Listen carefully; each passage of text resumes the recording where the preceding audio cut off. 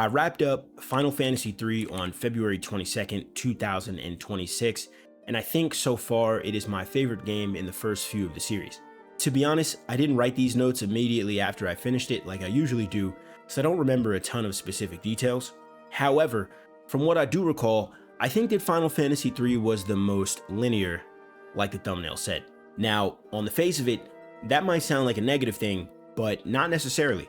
As an example, the dungeons in Final Fantasy III were nowhere near as riddled with roads to perdition, paths to nowhere, and just empty rooms.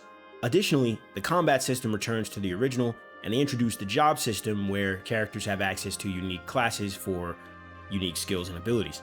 It's all very straightforward mechanically and from a story perspective. 4 orphans are chosen by the world's crystals to become the warriors of light.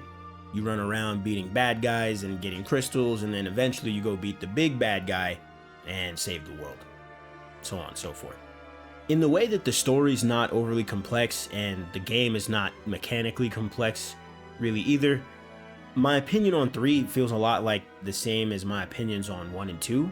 But I will say that 3 felt like it had a magic to its simplicity that just wasn't there in Final Fantasy 1 and 2. They do say the third time's the charm, right? Again, it's not the first Final Fantasy I'd recommend for someone to try and get into the series, but it's definitely an interesting dive into the origins, and that's about it. Short, I know, but no news is good news, as always. Thanks for watching.